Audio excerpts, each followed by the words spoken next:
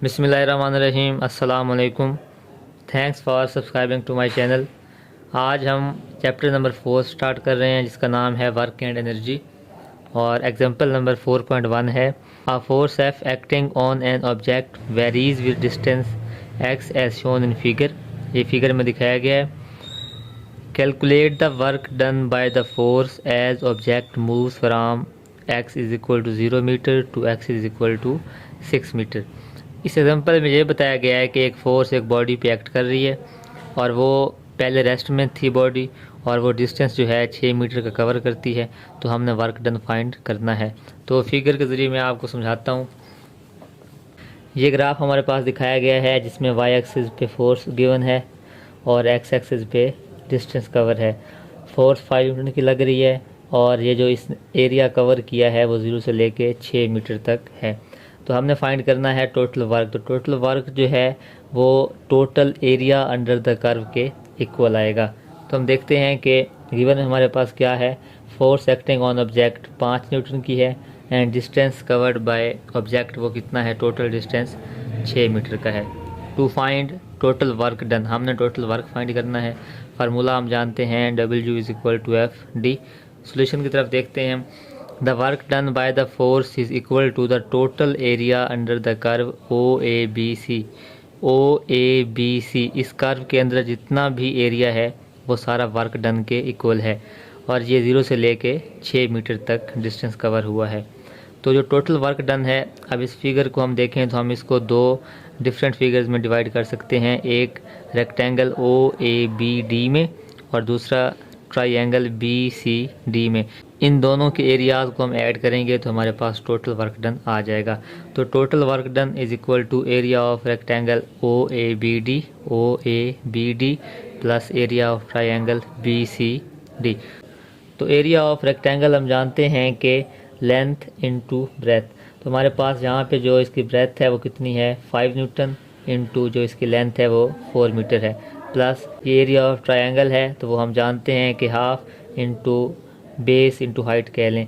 तो इसकी हाइट जो है या इसकी जो ब्रेथ है वो 5 न्यूटन है और इसकी जो बेस बन रही है वो 4 से लेके 6 तक है। तो टोटल कितनी बनेगी, 2 मीटर। तो 5 into 4 metre 20 newton metre plus 2 से 2 कैंसिल तो 5 न्यूटन मीटर। तो टोटल वर्क डन क्या आएगा, 20 प्लस 5 25 न्यूटन मीटर और न्यूटन मीटर हम जानते हैं कि जॉल के इक्वल है। तो हमारा जो टोटल वर्क डन है वो 25 जॉल के इक्वल है। एग्जाम्पल नंबर 4.2 है आ 70 kg man runs up a long flight of stairs in 4 seconds. The vertical height of the stair is 4.5 meter. Calculate his power output in watts. इस example में हमें यह बताया गया है कि एक आदमी जिसका मैस 70 kg है और वो स्टेयर्स पे चढ़ता है जिसकी हाइट 4.5 मीटर है। कितने सेकंड में, 4 सेकंड में। तो हमने उसकी पावर कैलकुलेट करनी है। तो देखते हैं सबसे पहले हमारे पास गिवन में क्या है। गिवन में हमारे पास उस आदमी का मैस दिया गया है जो कि 70 kg है और स्टेयर्स की हाइट जो है वो 4.5 मीटर है।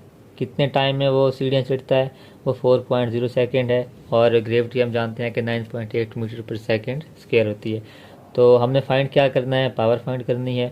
तो फार्मूला आप जानते हैं कि P इज़ इक्वल टू, वैसे तो पता है ना, P is equal to work over time होता है। तो यहाँ पे work as a potential energy हम यूज़ करेंगे तो W is equal to mgh/t। तो सोल्यूशन देखते हैं। P is equal to mgh/t।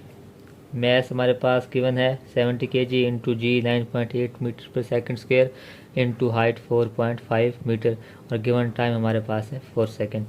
70 into 9.8 into 4.5 multiply करेंगे तो हमारे पास आंसर आएगा 3087 किलोग्राम मीटर स्क्वायर पर सेकंड स्क्वायर ओवर 4 सेकंड। 4 को डिवाइड करेंगे तो हमारे पास आंसर आएगा 771.75 किलोग्राम मीटर स्क्वायर पर क्यूब सेकंड। तो P इज़ इक्वल टू, इसको अब हम साइंटिफिक नोटेशन में लिखेंगे तो हम इशारिया को राइट से लेफ़्ट 2 डिजिट लेके गए हैं। तो 7.7 इंटू 10⁻² किलोग्राम मीटर स्क्वायर पर क्यूब सेकंड। तो ये वाट के इक्वल आता है। तो हमारे पास जो पावर है वो 7.7 इंटू 10⁻² वाट के इक्वल आती है। एग्जाम्पल नंबर 4.3 है A brick of mass 2 kg is dropped from a rest position 5 meter above the ground. What is its velocity at a height of 3 meter above the ground? इस example में हमें ये बताया गया है कि एक ब्रिक जिसका मैस 2 kg है उसको 5 मीटर की हाइट से ग्राउंड पर गिराया जाता है, तो ग्राउंड से ऊपर 3 मीटर की बुलंदी तक उसकी वेलोसिटी कितनी होगी। तो देखते हैं इसके लिए हमारे पास गिवन में क्या है। मैस है वो 2.0 kg है, V1 उसकी 0 है क्योंकि उसको रेस्ट से ड्रॉप किया गया है, तो V2 उसको हम V कह देते हैं, वो हमने फाइंड करनी है। हाइट 1 5 मीटर है, हाइट 2 3 मीटर है। फाइंड क्या करना है, फाइनल वेलोसिटी जिसको हमने V2 या V के इक्वल रखा हुआ है। फार्मूला हम जानते हैं कि loss in potential energy is equal to gain in kinetic energy होता है। तो loss in potential energy mg into h1 minus h2 is equal to gain in kinetic energy half m v square होता है, तो यहाँ पे आएगा V2 square minus V1 का स्केयर। तो सोल्यूशन की तरफ जाते हैं। हमें पता है कि इनिशियल वेलोसिटी उसकी 0 है, तो फाइनल वेलोसिटी को हमने V कह दिया है, तो इस फार्मूले में V2 की जगह V पुट करेंगे और Vi की जगह 0। फार्मूला है mg h1 minus h2 is equal to half m, V2 का स्केयर था तो वहाँ पे V का square minus V1 is equal to 0। 2 यहाँ पे आकर मल्टीप्लाई हो जाएगा, 2mg h1 minus h2 is equal to m V का स्केयर।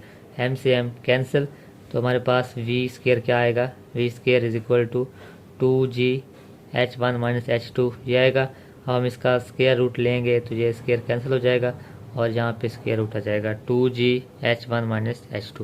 वैल्यूज पुट करें, v is equal to 2 into g की जगह 9.8 and h1 5 minus h2 3, 2 into 9.8 into 5 minus 3 2, 2 into 9.8 into 2 multiply करेंगे 39.2, इसका स्केयर रूट लेंगे तो v is equal to square root लेने के बाद इसका आंसर आएगा 6.3 मीटर पर सेकेंड। इसका मतलब है कि जो फाइनल वेलोसिटी है अबव द ग्राउंड उस ब्रिक की वो 6.3 मीटर पर सेकेंड है। जैसे ना अगर उसको रेस्ट से ड्रॉप किया गया था 5 मीटर की बुलंदी से, ये ग्राउंड है और ये टोटल बुलंदी 5 मीटर है, तो हमने फाइंड ये करना था कि ग्राउंड से ऊपर 3 मीटर की बुलंदी तक यहाँ पे इसको जो ड्रॉप किया गया था उसकी वेलोसिटी कितनी होगी। हमने ये V2 फाइंड करना